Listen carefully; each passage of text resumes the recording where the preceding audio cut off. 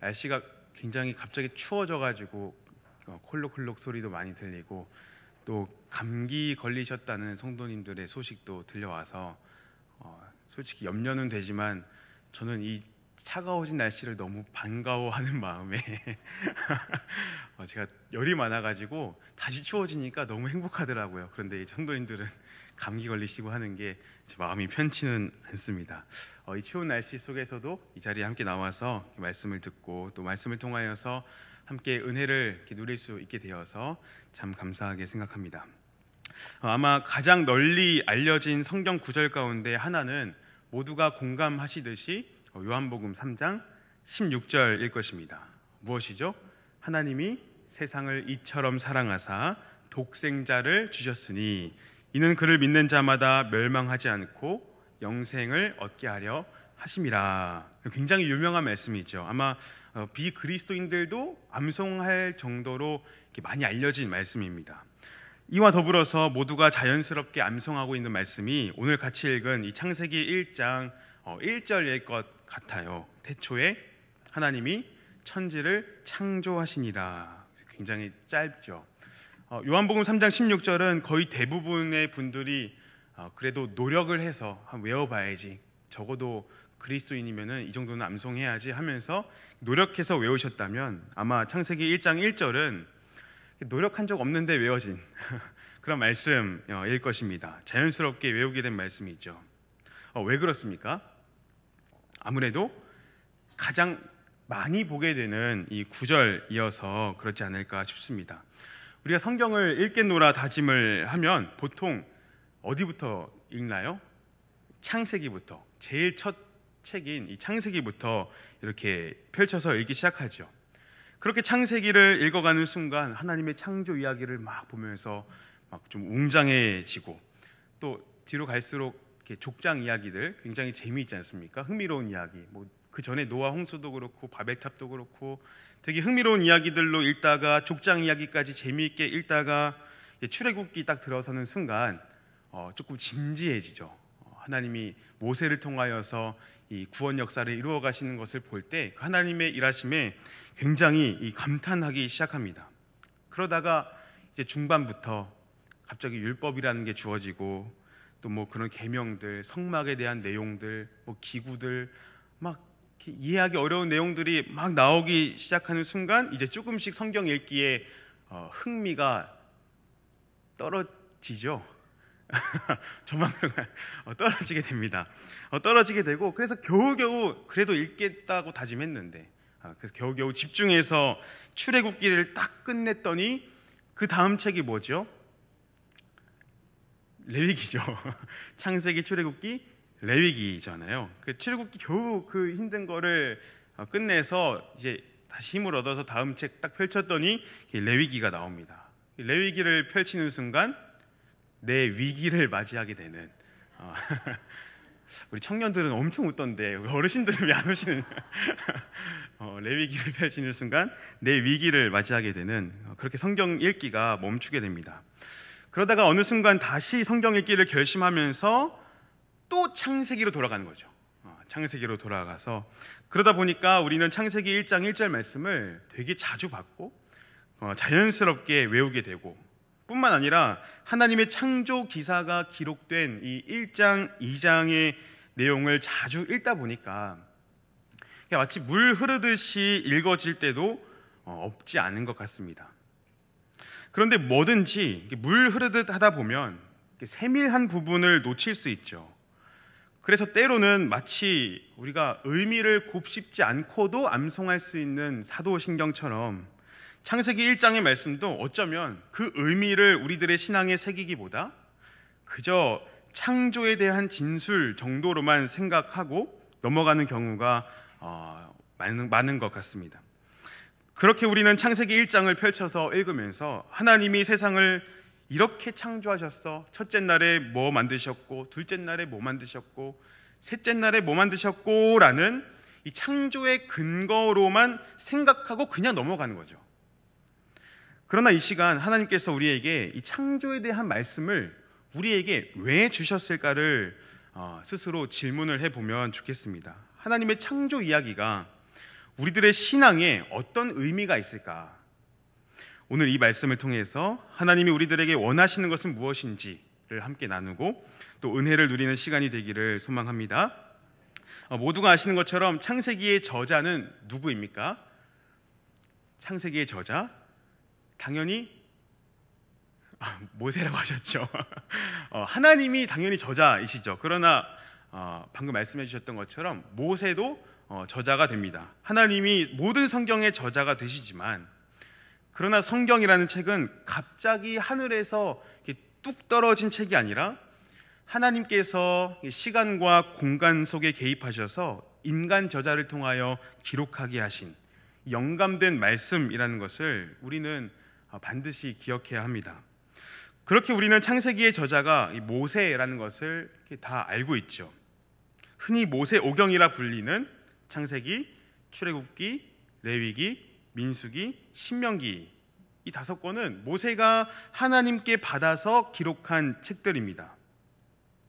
우리는 창세기 역시 모세가 기록하였다는 점을 간과해서는 안 됩니다. 이게 왜 중요한가 싶지만, 사실 우리가 너무 익숙해서 맨날 모세오경 하니까 너무 익숙해서 별로 생각을 하지 않고 넘어가는 일이 종종 있기 때문에 이것을 다시 생각해 볼 필요가 있는 것이죠. 모세가 창세기를 기록했다는 것, 특별히 오늘 본문으로 말하자면 창세기 1장을 모세가 기록했다는 것은, 다른 말로 하면 하나님께서 천지를 창조하실 때 사람이 그것을 직접 눈으로 보면서 이 관찰자 입장에서 기록한 것이 아니라는 겁니다. 오히려 하나님께서 특정한 시점에서 이 말씀을 모세에게 주신 것이죠. 그 시점이란 하나님이 이스라엘을 애굽에서 건지시고 홍해를 건너게 하시며 만나와 메추라기를 먹이시고 또 모세를 시내 산으로 부르셨을 그 시점입니다. 우리가 이것을 간과한 채 1장, 2장을 읽어가다 보면 그저 우주와 만물이 어떻게 생겨났는지만 생각하게 되면서 계속해서 창조 이야기를 물 흐르듯이 그냥 과학적으로만 읽어가게 될 것입니다. 이 과학적으로 읽어간다는 것은 이런 겁니다. 성경의 내용을, 이 기록된 말씀을 과학적인 주장의 근거로만 우리가 그냥 치부하고 넘어가는 것이죠. 예를 들면 시편 113편 3절에는 이런 말씀이 있습니다. 제가 읽어드리겠습니다. 해 돋는 데에서부터 해 지는 데까지 여호와의 이름이 찬양을 받으시리로다. 이런 말씀이 있습니다. 해 돋는 데에서부터 해 지는 데까지 여호와의 이름이 찬양 받으시리로다. 우리는 이 말씀으로 무엇을 생각합니까? 여호와의 이름이 온 세계와 열방으로부터 높임을 받으시기에 합당하시구나, 그런 생각을 하게 되죠. 당시에 그 시인의 관점에서 이러한 고백이 어떻게 표현된 겁니까? 해 뜨는 데에서부터 해 지는 데까지로 표현됐던 것입니다. 그런데 이 시인이 고백하는 그 의미, 그 고백의 의미를 이렇게 망각한 채 그 말씀을 보면서 그저 해가 뜨고 해가 지는 거구나라고 생각하면서, 여러분, 지구가 태양을 도는 게 아니라 태양이 지구를 중심으로 뜨고 집니다, 움직입니다 라고 그렇게 천동설을 주장하기 위한 그런 근거로 이 말씀을 본다면 조금 곤란해지는 것이죠. 마찬가지로 이런 측면에서 지금 하나님의 창조 기사는 반드시 어떤 관점을 가지고 보아야 하는데, 그것은 천문학도 아니고 생물학도 아니고 바로 구속의 관점입니다. 다시 말하면 하나님의 창조 이야기는 애굽에서 구원받은 이스라엘 백성들에게 주어진 것이며, 따라서 이것은 창조 사건과 구속의 사건이 분리될 수 없음을, 조금 더 직접적으로 표현하자면 이 구속의 관점에서 하나님의 그 창조 사건의 의미를 생각해야 한다는 것입니다. 하나님은 이스라엘 백성들에게 자신이 어떤 분이신지, 또 하나님의 인도하심으로 애굽으로부터 건짐을 받은 이 이스라엘 백성들 자신들은 어떤 존재인지를 지금 알게 하시는 것이죠. 이스라엘의 정체성, 이스라엘의 존재의 의미와 그 목적은 그 무엇도 아닌 창조주 하나님께로부터 규정되기 때문입니다. 이 애굽에서 나오긴 했는데 도대체 우리를 건지신 하나님은 누구이며 또 나는 누구이며 왜 여기에 있는지, 또 앞으로 무엇을 해야 하는지, 무엇을 위해서 살아야 하는지, 이 지친 마음과 혼란 속에 있는 이스라엘을 향한 하나님의 위로의 말씀인 것이죠. 우리도 이렇게 살아가다 보면 무언가 삶이 공허하고 지칠 때 종종 이런 질문을 던질 때가 있지 않습니까? 나는 누구인가? 그죠? 나라는 존재는 뭔가? 나는 누구이며 어떤 존재인가? 내가 왜 이러한 삶을 이렇게 살고 있으며 내 삶의 중요한 것은 무엇인가를 생각하게 됩니다. 그러면서 우리의 생각은 현재와 미래를 향하기보다 자연스럽게 과거를 회상하게 되죠. 고향을 그리워하는 이유가 무엇입니까? 여러분 다 고향을 그리워하시잖아요. 고향을 그리워하시는 이유가 무엇입니까? 나라는 존재가 태어나서 세상의 여러 가지 풍랑을 경험하기 전에 그 순수했던 모습 그대로가 그립기 때문이죠.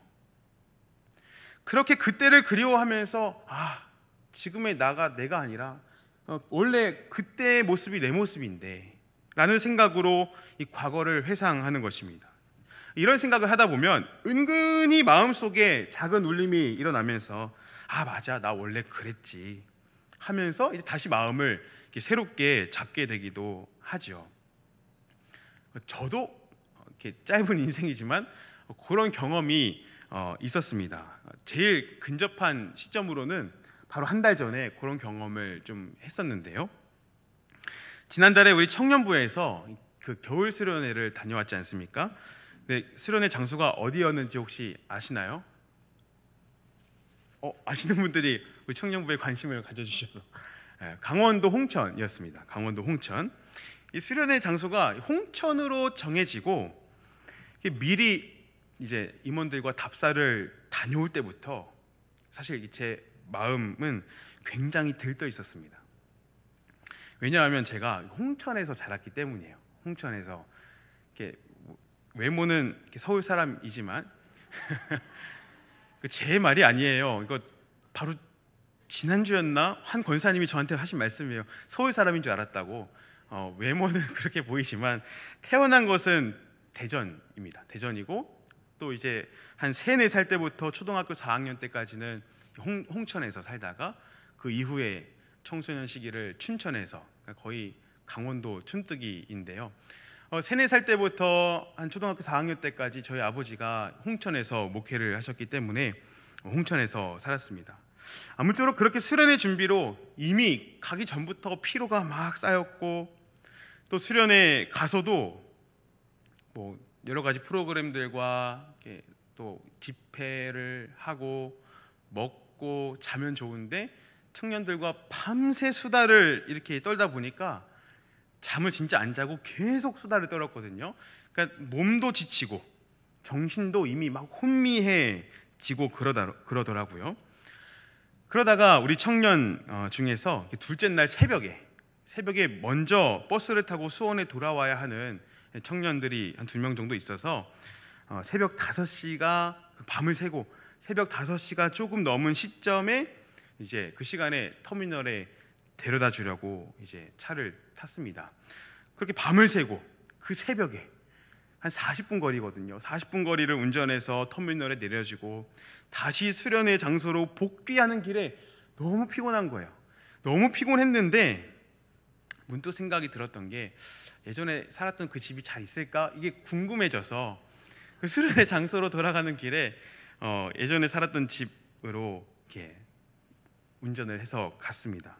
도착해서 이렇게 들어가지 못하고 다른 사람 계시니까 그 새벽에 컴컴할 때 그 집 앞에서 잠깐 내려서 그 집을 한참 보고 있는데 그 집 앞을 뛰어놀던 그 어릴 적 노사무엘이 막 그 앞에 망상인지 막 보이면서 그 순수했던 그 노사무엘이 막 떠오르기도 하고 내가 그때 왜 목사가 된다고 말하고 다녔을까? 잠깐 생각도 해보고, 제가 5살 때 이제 그 집에 살면서 목사님 되겠다고 했던 게 지금까지 온 것이거든요. 아무쪼록 그러면서 이 마음을 다시 잡게 되더라고요. 과거의 나를 보면서 생각하면서, 맞다, 원래 그랬지. 다시금 마음을 잡고 또 힘을 얻게 되었더랍니다. 자신의 정체성을 과거로부터 확인하고 규정하는 것이 인간의 본성인 것 같아요. 이스라엘도 마찬가지입니다. 애굽에서 1년, 2년 살았던 것 아니고 약 400년을 살다가 갑자기 모세라는 사람을 통해서 출애굽을 하게 된 것이죠. 하나님 편에서는 계획된 것이지만 이스라엘 편에서는, 이스라엘 백성들에게는 이 갑작스러운 상황이었을 겁니다. 그렇게 부랴부랴 고된 삶을 살았던 애굽을 나오게 되고, 홍해를 건너고 먹을 것이 없는 상황에서 만나와 메추라기를 공급받게 되고, 정말 정신을 차릴래야 차릴 수 없는 그 현실에 놓여 있었던 이스라엘의 상황인 것이죠. 그렇게 이스라엘이 이 시점에서 과거를 종종 회상했던 겁니다. 문제는 무엇을 회상하는 겁니까? 이스라엘이 습관적으로, 정말 습관적으로 입 밖으로 뱉어낸 말, 애굽이 좋았다, 애굽이 좋았다. 그때 출애굽하지 않았더라면 지금 이러고 있지 않았을 텐데 라고 하면서 그 애굽에서의 삶, 애굽의 가치와 그 문화 속에 살았던 그때를 그리워하는 것이죠. 자신들의 존재와 그 정체성을 애굽으로부터 규정하고 과거 애굽에서 살았던 나를 생각하게 되는 겁니다. 그러나 이러한 생각으로 가득했던 이스라엘 백성들에게 오늘 우리가 읽은 말씀은 진정 우리 존재의 기원과 정체성과 삶의 목적은 애굽이 아니라 누구요? 만물을 지으신 하나님으로부터 발견된다는 것을 깨우치게 하는 것입니다. 우리 1장 1절 말씀 다시 한번 한 목소리로 읽어봅니다. 시작. 태초에 하나님이, 아멘. 태초에 하나님이 천지를 창조하시니라. 이 창세기 1장 1절은 다른 부가적인 설명 없이 아주 당연하게 하나님이 주어로 등장하죠. 그 무엇도 존재하지 않았던 그때 유일하게 그리고 영원히 존재하신 분은 오직 하나님이십니다. 그리고 그 하나님께서 천지를 창조하셨다고 선언함으로써 이 만물의 기원이 하나님이심을, 또 만물을 지으시고 규정하시는 분은 오직 창조주 하나님이심을 드러내는 것입니다. 그렇게 하나님께서 해와 달과 식물과 짐승들, 또 그것들을 각기 종류대로 지으셨음을 이 1장에서 보여주는데요, 이 고대 사람들에게 이러한 것들은 대부분 숭배의 대상이 되었던 것들입니다. 이 애굽에서도 이 많은 것들이 우상으로 숭배되었고 신으로 숭배되었고, 그 가장 대표적인 게 이 태양신이죠. 애굽의 태양신. 그러니까 이스라엘에게 하나님의 이러한 창조 이야기는 이스라엘 백성들에게 어떤 의미로 다가왔겠습니까? 그저 이 세상이 어떻게 창조되었는가, 하나님이 첫째 날 뭐 만드셨고 언제 무엇을 만드셨고 라는 것을 넘어서서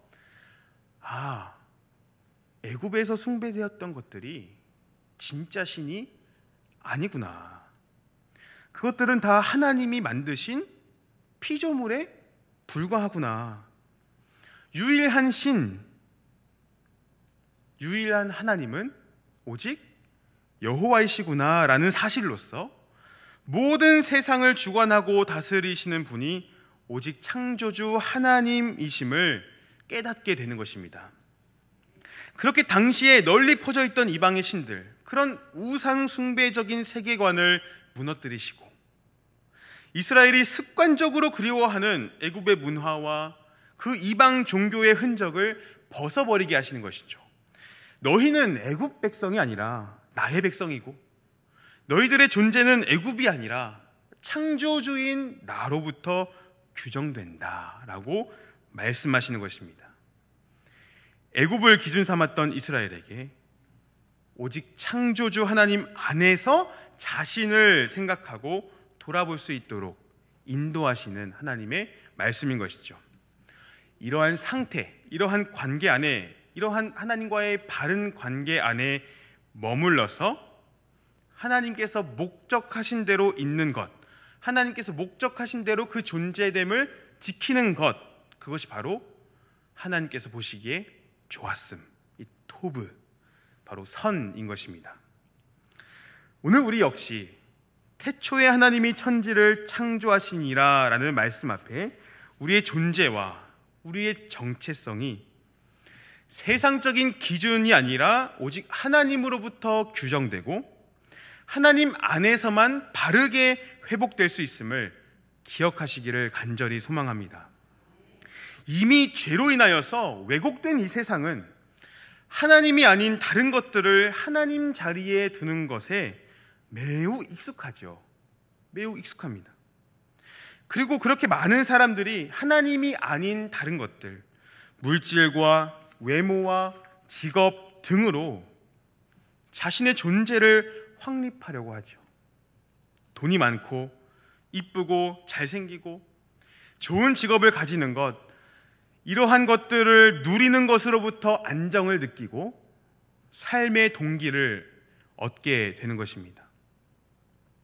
정말 그렇지 않습니까? 저부터도 이렇게 돌아보면 그럴 것 같아요.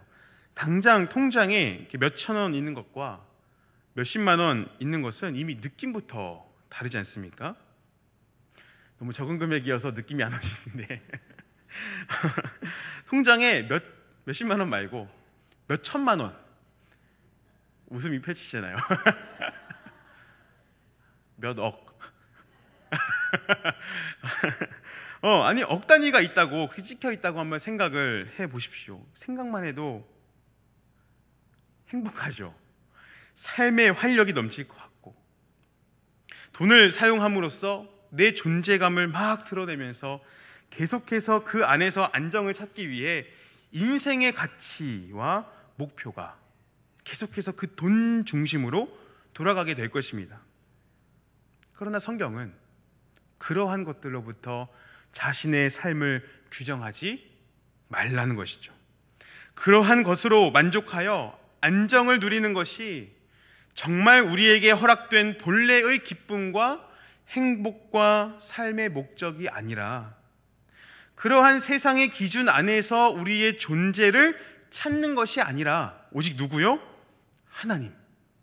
이 모든 만물을 지으시고 다스리시는 창조주 하나님 안에 있음을 기뻐하고 감사하며 그 안에서 위로를 얻고 참된 안식을 누리는 우리 자신을 발견해야 하는 것입니다. 그러니 왜곡된 세상을 기준 삼지 않고 오직 창조주 하나님 안에서 나의 나됨을 발견하시는 우리 모든 성도님들 되시기를 간절히 소망합니다. 이어서 오늘 본문 2절을 보시면 이런 기록이 있죠. 땅이 혼돈하고 공허하며 흑암이 깊음 위에 있다. 혼돈하고 공허한 상태의 세상을 묘사하는데 특별히 이러한 상태와 함께 덧붙여진 말씀이 있습니다. 하나님의 영이 수면 위에 운행하신다 라는 말씀이 기록되죠. 혼돈하고 공허한 상태의 땅에 하나님의 영, 성령 하나님께서 운행하시는 것입니다. 여기 운행하다라는 단어는 히브리어로 라하프라는 단어인데 이 단어는 새가 알을 낳고 그 알을 이렇게 보호하기 위해서 이렇게 날개로 품으면서 돌돌 굴리고 있는, 그렇게 알을 품고 있는 이미지입니다. 신명기 32장을 보시면 찾진 않겠지만 신명기 32장 11절에 여호와 하나님께서 어떻게 자신의 백성들, 이스라엘 백성을 돌보시는가에 대하여서 말씀하시기를 독수리가 자기의 새끼 위에 너풀거리며 그의 날개를 펴서 돌보는 것처럼 여호와 하나님께서 자기 백성을 돌보셨다라고 기록합니다. 이때 독수리가 새끼 위에 너풀거리며 라고 번역된 그 단어가 바로 이 운행하다, 너풀거리며가 운행하다와 같은 단어입니다.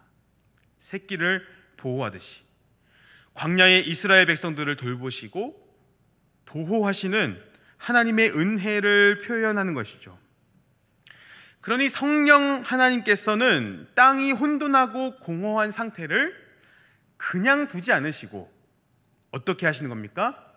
품으셔서 돌보시고 보호하신다는 것입니다. 이어서 3절 이하의 내용은, 오늘 우리가 1절, 2절만 읽었지만 3절 이하의 내용은 수면 위를 운행하시는 그 성령님의 사역과 함께 하나님께서 혼돈하고 공허한 세상을 질서 있는 세상으로 채우시고 만들어 가시는 모습을 보게 되는 것이죠. 무엇으로요? 말씀으로입니다.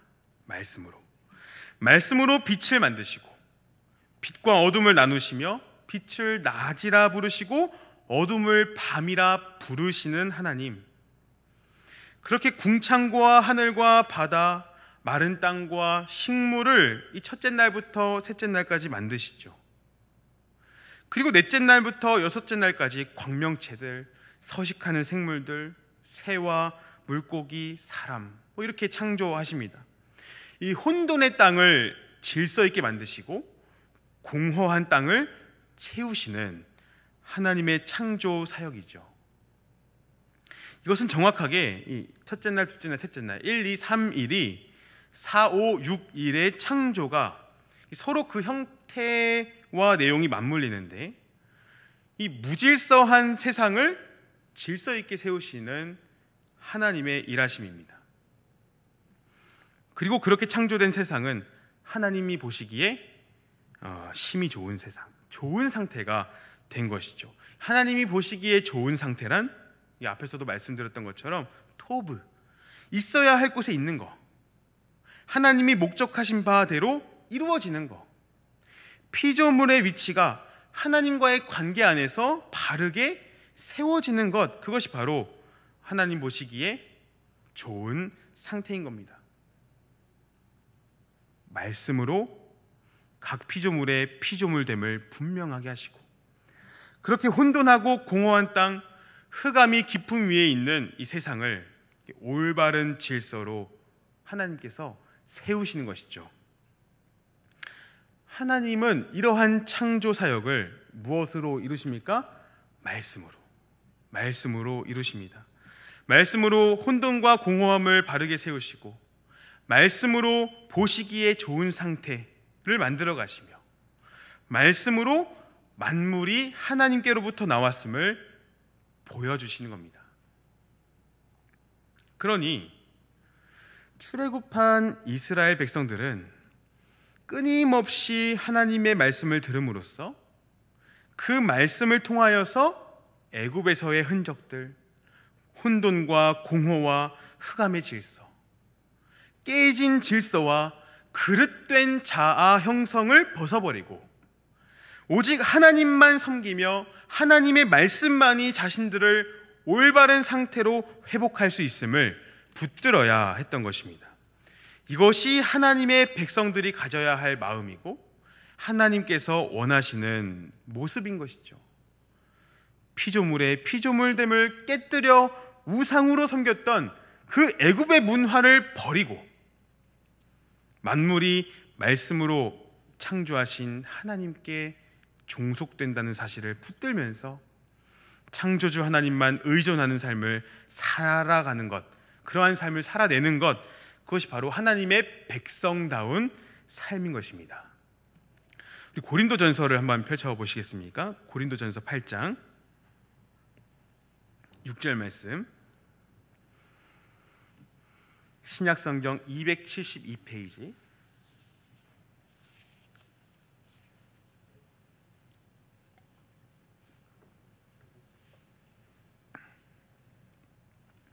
고린도전서 8장 6절, 신약 272페이지, 한 목소리로 한번 읽어봅니다. 시작. 그러나 우리에게는 한 하나님 곧 아버지가 계시니 만물이 그에게서 났고 우리도 그를 위하여 있고 또한 한 주 예수 그리스도께서 계시니 만물이 그로 말미암고 우리도 그로 말미암아 있느니라. 아멘. 만물이 아버지 하나님으로부터 났고 우리는 그를 위하여 있다. 또한 만물이 말씀이신 예수 그리스도로부터 말미암았고 우리 역시도 예수로 말미암는다는 것입니다. 무슨 말입니까? 이 바로 앞전에서 오전에서 말한 것처럼 비록 하늘에나 땅에나 신이라 불리는 자가 있어 많은 신과 많은 주가 있으나 그러나 오직 우리는 말씀이신 그리스도를 통하여 우리의 존재와 삶의 목적을 발견하고 그 안에 머무는 삶을 살아야 한다는 것입니다. 그러나 때로는 우리가 이것을 알고 있으면서도 때로는 우리의 연약함 때문에 세상에서 이리저리 치이며 살다 보면 이 그리스도 안에서 우리를 발견하기보다 세상의 가치와 세상의 소리에 마음을 빼앗길 때가 종종 있죠. 내가 왜 이러고 사나? 저 사람은 교회 다니지 않아도 저렇게 잘 사는데 나는 열심히 다니는데 왜 이 모양인가? 하는 생각이 가끔 불쑥 들어올 때가 있습니다.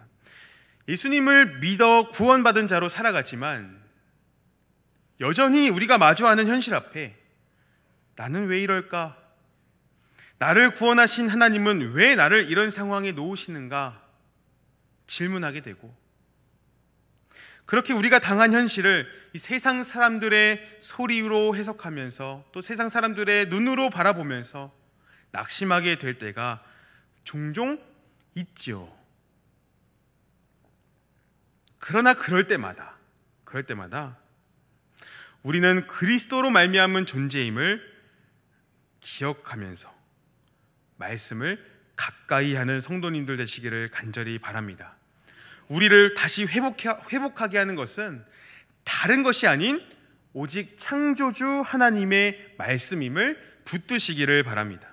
낮의 해와 밤의 달도 우리를 해치 못하고 우리의 도움이 천지를 지으신 여호와의 이름에 있음을 날마다 고백하면서 모든 것의 근원이 되시는 창조주 하나님께서 말씀으로 우리를 지키시고 우리를 인도하심을 경험하는 성도님들 되시기를 소망합니다.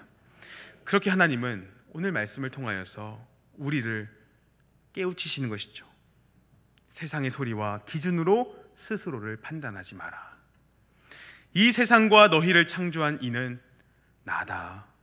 내 주권이 너희를 붙들고 있다 말씀하시며 우리들에게 다시금 힘을 주시고 하나님 보시기에 좋은 상태를 향한 갈망을 일으키시는 하나님, 그렇게 우리를 회복해 주시는 하나님을 믿음으로 바라보시는 우리 성도님들 되시기를 간절히 소망합니다.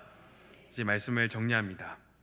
하나님의 창조 이야기는 단지 과거에 이 세상이 어떻게 창조되었는가를 넘어서 우리의 존재와 우리가 마주한 현실이 모든 것의 근원이 되시는 하나님 안에서만 바르게 세워질 수 있음을 교훈하고 있습니다.